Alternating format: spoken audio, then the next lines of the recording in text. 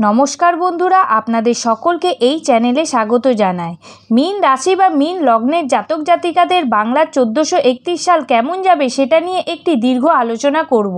1431 সাল পুরো বছরটাই মীন রাশির জাতক জাতিকাদের জন্য একটা মিশ্র ফল প্রদান করবে। অর্থাৎ যেমন কিছু ভালো ঘটনা থাকবে, অন্য দিক থেকে কিছু মন্দ ঘটনাও থাকবে।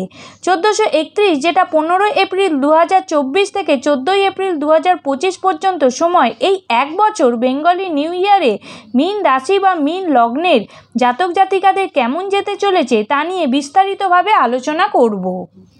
আমরা জানি 2024 যে বছরটা দিয়ে যাচ্ছি সেই বছরটি শনির বছর, কিন্তু 1431 বাংলা সালটি এটাকে যদি সংখ্যাতত্ত্বে ফেলি তাহলে 1+4+3+1 যোগফল 9 কিন্তু মঙ্গলের সংখ্যা।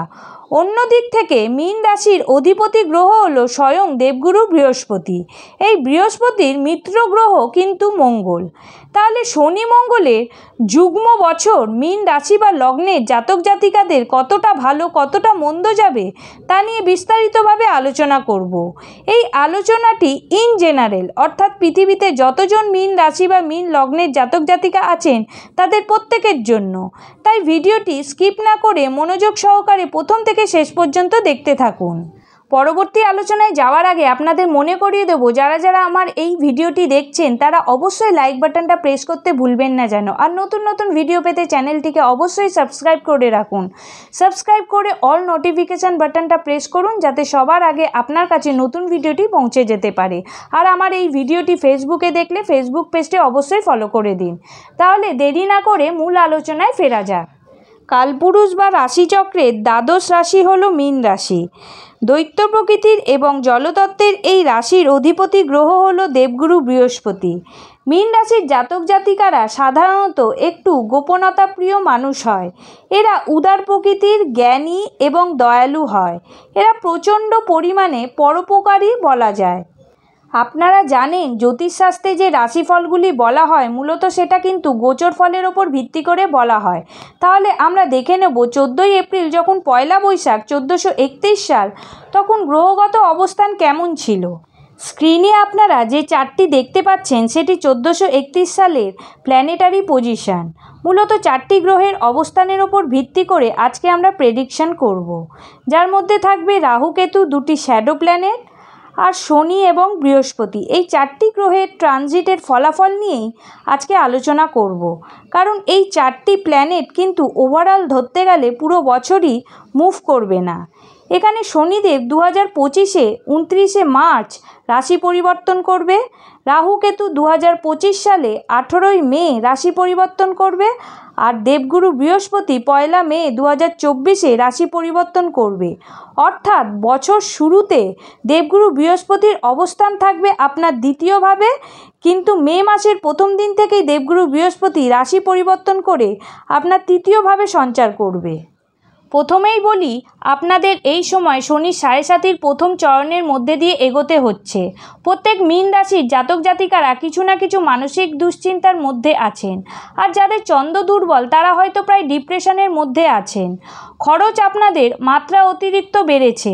এই সময় আপনার যে সমস্যা চলছে সেটা আপনি অন্য কাউকে বুঝিয়ে উঠতে পারবেন না।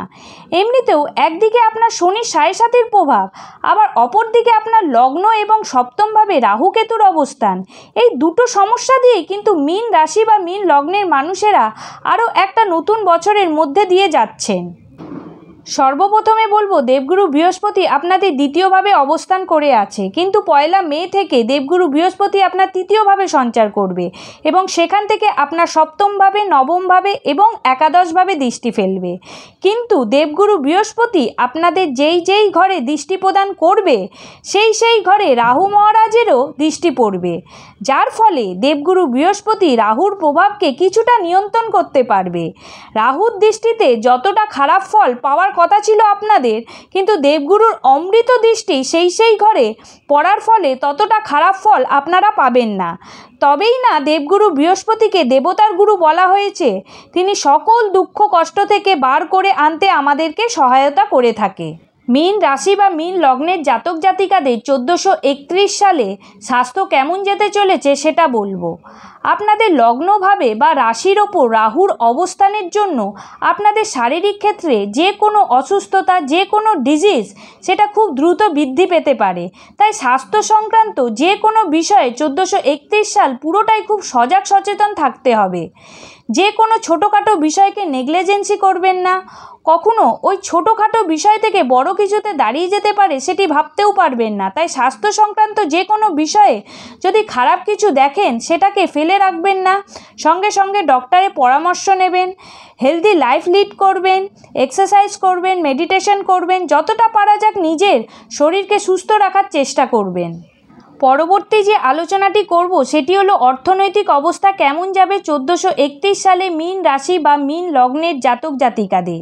মীন রাশির জাতক জাতিকাদের শনি আপনাদের দ্বাদশভাবে অবস্থান এবং তার উপর শনি 7.5-এর প্রভাবের জন্য আপনাদের অকারণে অতিরিক্ত ব্যয় হওয়া, অর্থ যে আপনাদের কিভাবে খরচ হচ্ছে সেটা আপনারা বুঝতে পারছেন না, এমন এমার্জেন্সি চলে আসছে যে অর্থ না বার করা ছাড়া উপায় নেই, কোনোভাবেই টাকা সেভিংস হচ্ছে না, উপরন্তু আপনার জমানো টাকা ভেঙে যাচ্ছে। শনিদেব কিন্তু আপনাদের অতিরিক্ত খরচ এই সময় বাড়িয়ে দিতে পারে। তাই এই সময় একটু বুঝে শুনে টাকা খরচ করা উচিত হবে। খুব প্রয়োজন না হলে টাকা খরচ না করাই ভালো। শিক্ষার্থীদের কথা বলতে গেলে এই সময় আপনাদের পড়াশোনায় অমনোযোগ হতে পারেন, অর্থাৎ এই বছরটায় মনোসংযোগের একটা ঘাটতি থাকবে। এই সময় যারা হায়ার স্টাডিজ করছেন তাদের পড়াশোনায় ঝোঁক বা আগ্রহ বাড়তে দেখা যাবে। আবার এমনও হতে পারে যে কেউ পড়াশোনা বন্ধ করে দিয়েছিল, কিন্তু হঠাৎ করে মনে হতে পারে যে না, হায়ার স্টাডিজটা আমার করা দরকার, সেই ভেবে পড়াশোনার প্রতি আগ্রহ জন্মাতে পারে। কর্মের দিক থেকে বলতে গেলে মীন রাশি বা মীন লগ্নের জাতক জাতিকাদের নানান ধরনের সমস্যা বর্তমান দিনে ফেস করছেন। যারা চাকরি করছেন তাদের বসের সাথে সম্পর্ক ভালো নেই, বা আপনি কর্মস্থলে যতটা পরিশ্রম করছেন সেই তুলনায় অর্থ পাচ্ছেন না। আপনাদের কর্মজীবনকে ঘিরে পরিবারের মধ্যে একটা সমস্যা সৃষ্টি হয়েছে। যখন কর্মজীবনে শান্তি থাকে না তখন কোথাও যেন পরিবার জীবনেও সেটার একটা এফেক্ট পড়ে। আপনাদের যেহেতু লগ্নে রাহু আর দ্বাদশভাবে শনির অবস্থান এবং সেই শনি রাহুর কনজাংশনটা খুব ক্লোজলি চলছে, তার ফলে যারা বিদেশে গিয়ে কাজ করতে চান তাদের জন্য অবশ্যই ভালো সময়। তবে আপনার জন্মস্থান থেকে দূরে কর্মপ্রাপ্তির চেষ্টা, বিদেশ থেকে কর্মপ্রাপ্তির সম্ভাবনা অবশ্যই কিন্তু মীন রাশি বা মীন লগ্নের মানুষেরা পেতে চলেছেন। এই সময় কর্ম পরিবর্তন করার সুযোগ আসবে। যারা কাছে আছেন তাদের দূরে কর্ম পরিবর্তন হতে পারে।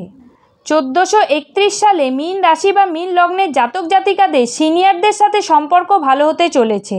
সেটা আপনার যে কোনো বয়োজ্যেষ্ঠ মানুষের সাথে হতে পারে, বাবার সাথে সম্পর্কে উন্নতি হতে পারে, বা অফিসের বসের সাথে সম্পর্কে উন্নতি হতে পারে। যে কোনো সিনিয়র মানুষের সাথে যাদের সাথে সম্পর্ক নষ্ট হয়েছিল তাদের সম্পর্কে উন্নতি দেখতে পাবো। ব্যবসার কথা বলতে গেলে মীন রাশি বা মীন লগ্নের মানুষ খুব বেশি পরিমাণে ধারের বোঝা আপনাদের ওপর বৃদ্ধি হয়েছে। আপনি যত টাকা ব্যবসার জন্য ইনভেস্ট করেছিলেন ততটা পরিমাণ কিন্তু লাভের মুখ দেখতে পারেননি। বিজনেসের ক্ষেত্রে যাদের লোনের পরিমাণ অত্যাধিক বেশি আছে তারা সেই সকল লোন থেকে 1431 সালে অবশ্যই নিজেদেরকে মুক্তি করতে পারবেন। ব্যবসায় উন্নতি করতে পারবেন, তবে ব্যবসায় শত্রুতা বৃদ্ধি হতে পারে। যেহেতু সপ্তমভাবে কেতু আছে সেহেতু এই সময় ব্যবসায় শত্রুতা বৃদ্ধি পাবে, তাই শত্রুকে নিয়ন্ত্রণ করতে হবে আপনাকেই।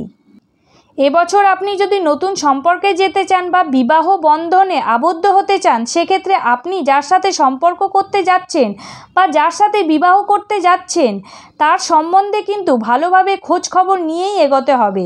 তা না হলে এবছরে এমন কোনো মানুষের সাথে আপনার পরিচয় হতে পারে সে কিন্তু আপনার জন্য ভালো নাও হতে পারে।